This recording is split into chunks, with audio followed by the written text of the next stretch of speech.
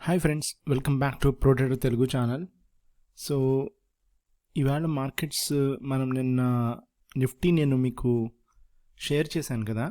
So ఒకసారి మనం just like ఒక్క రీప్లే చేసుకుందాం.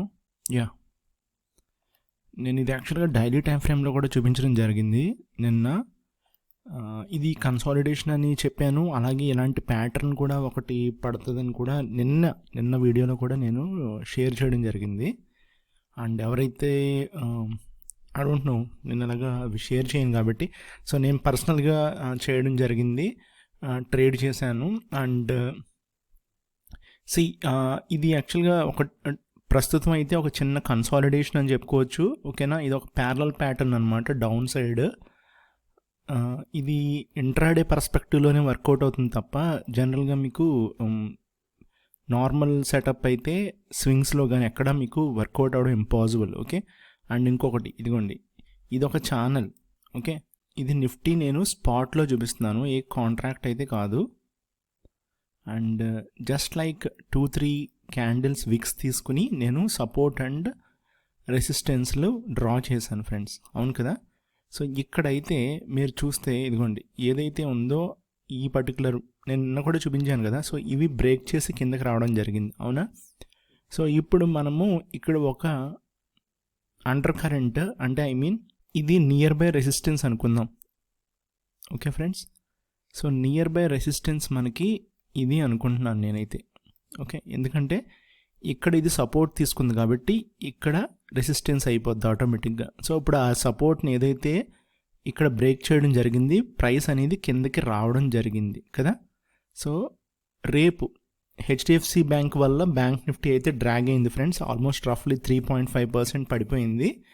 మిగతా స్టాక్స్ అన్నీ ఓకే, కానీ మెయిన్ అయితే వాళ్ళు అండ్ అదానీ స్టాక్స్, అలాగే ఫ్రంట్ లైన్ స్టాక్స్ అన్నీ కూడా ఆల్మోస్ట్ లైక్ బీపీసీఎల్ అవ్వచ్చు, హెచ్డిఎఫ్సి లైఫ్ అవ్వచ్చు, ఇవన్నీ కూడా 2-3% పడ్డాయి. ఇంక మిడ్ క్యాప్స్ అయితే కొంచెం ఒక 5-7% పడిన స్టాక్స్ అయితే చాలా ఉన్నాయి. ఓకే, అండ్ ఆ కరెక్షన్ రావడం కూడా చాలా మంచిదే.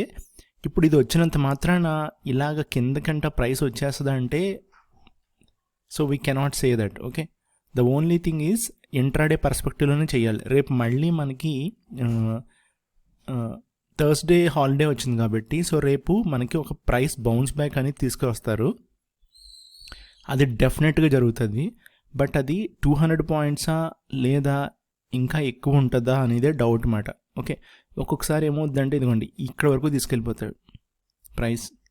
సో రేపు ఓపెనింగ్ గ్యాప్ అప్ అవ్వచ్చు price for some reason, and అక్కడి నుంచి ఒక 200-250 పాయింట్స్ మనకి పైకి అప్ మూమెంట్ రావచ్చు ఫ్రెండ్స్. ఓకే, అండ్ ఇది నా జస్ట్ లైక్ ఒక కైండ్ ఆఫ్ వ్యూ అంతే.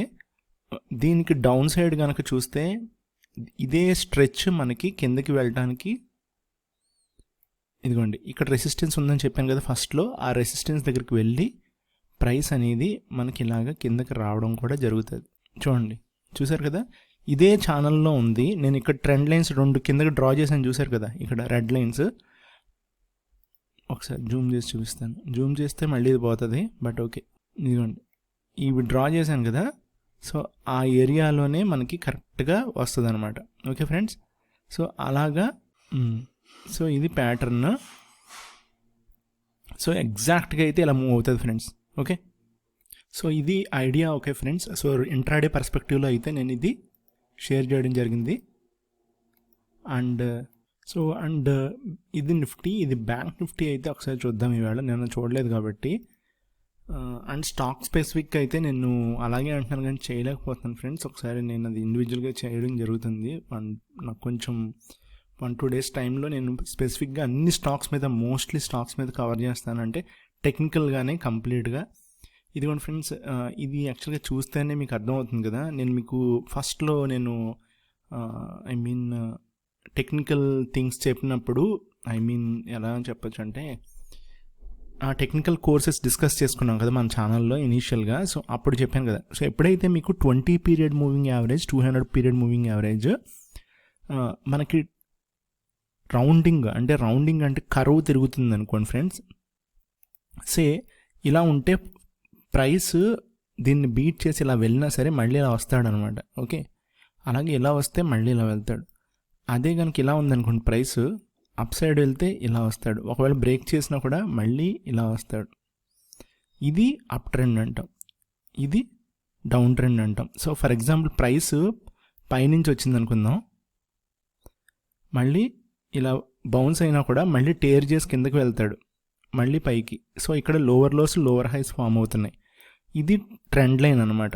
ఓకే, సో ట్రెండ్ లైన్ అంటాం, I mean moving average. So moving average మనకి చెప్తా ఉంటుంది, అంటే ప్రైస్ ఎటు వెళ్తుందో కూడా మనకి, అంటే లాగింగే, బట్ స్టిల్ ప్రైస్ మూవ్ అయిన తర్వాత మూవ్ అయినా కూడా మనము ప్రైస్ని రెసిస్టెన్స్ కింద, సపోర్ట్ కింద ఒక కైండ్ ఆఫ్ వ్యూ మనకి మెంటల్గా ప్రిపేర్ అవ్వడానికి ఒక ఛాన్స్ ఉంటుంది. ఓకే, యా డెఫినెట్గా అది లాగింగే.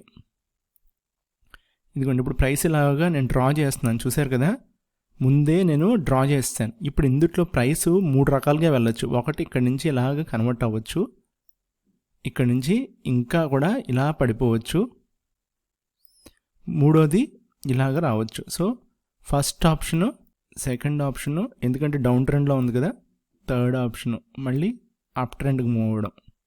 సో ఈ 3 ఆప్షన్స్ మనం పెట్టుకుంటే ఇక్కడ మనకి సింపుల్గా చూడండి, ప్రైస్ ఫర్ ఎగ్జాంపుల్కి కరెక్ట్ అప్ సైడ్ మూవ్ అయిపోయింది అనుకుందాం ఫ్రెండ్స్. ఓకే, ఆటోమేటిక్గా మీకు మూవింగ్ యావరేజ్ కూడా మారిపోతూ ఉంటుంది, టర్న్ అవుతూ ఉంటుంది. లేదు అనుకున్నారనుకో, డౌన్ సైడ్ వస్తూ ఉంటాడు ఇలాగ. నేను just like green candles draw చేస్తున్నాను కానీ, సో ప్రైస్ ఇలా మూవ్ అవుతుంది. లేదనుకుందాం, ఇంక లాస్ట్ ఆప్షన్ ఏంటి, ఇలాగా. ఓకే, సో అల్టిమేట్గా మీకు కింద ఎవడున్నాడు, 200 పీరియడ్ మూవింగ్ యావరేజ్ ఉంది. ఓకే, సో ఇక్కడ నిఫ్టీ బ్యాంక్ అనేది మీకు కరెక్షన్ ఫేజ్లో ఉంది అనేది మనకు అర్థమవుతుంది కదా ఓవరాల్గా. సో ఓవరాల్గా బిగ్గర్ పిక్చర్ నేను చెప్తున్నాను, జస్ట్ లైక్ రేపటి కోసం కాదు. సో 48,000 అనేది మీరు ఇక్కడ రైట్ సైడ్ చూడండి ఫ్రెండ్స్, ఈ ఏరియా 47,900 నుంచి 48,500 అనేది నాకు తెలిసినంత వరకు చాలా చాలా మంచి డిమాండ్ జోన్ అనమాట. అంటే మంచిగా కొనుక్కునే ఏరియా. ఓకేనా, so it's not like a supply area or selling area, it's like a buying area.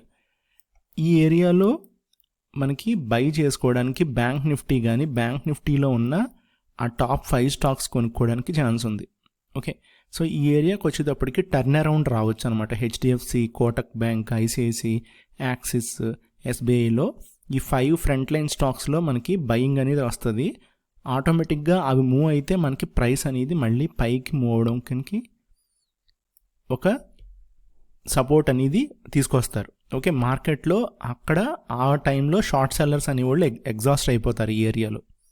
So ఇది లాంగ్ టర్మ్లో నేను చెప్తున్నాను. లాంగ్ టర్మ్ అంటే సంథింగ్ లైక్ నెక్స్ట్ 3 వీక్స్ మనకి ఈ ఏరియాకి కనుక వస్తే price it's a buying opportunity. And till that period of time it's like ఇలాగే ఉంటుంది ఫ్రెండ్స్. అంటే ఇక్కడ చూపిస్తాను చూడండి, ప్రైస్ అనేది ఇదిగోండి ఎవ్రీడే ఒకరోజు పైకి ఒకరోజు కిందకి.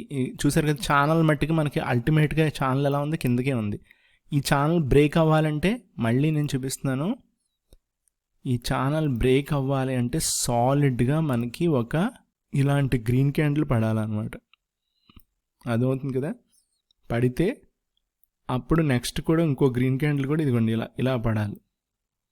ఓకే, సో అలా కన్సాలిడేషన్ అయ్యి ఇలాగ కొన్ని రోజులు ఇలా కన్సాలిడేషన్ అయిన తర్వాత this is what a trend change. అప్పుడు మనకు ఆటోమేటిక్గా మనకు మళ్ళీ బయింగ్ అనేది ఇక్కడి నుంచే వచ్చేస్తుంది, ముందు నుంచే. లేదు అంటే మట్టికి మనకి రెడ్ క్యాండిల్స్ ఇది లేదు అనుకుందాం, సపోజ్ ఇలాగే పడతా ఉంటారు. ఓకే, సో రెసిస్టెన్స్కి వెళ్తాడు, మధ్యలో గ్రీన్ క్యాండిల్స్ ఉంటాయి అనుకోండి, నేను మళ్ళీ మార్చట్లేదు అంతే ఇంక్.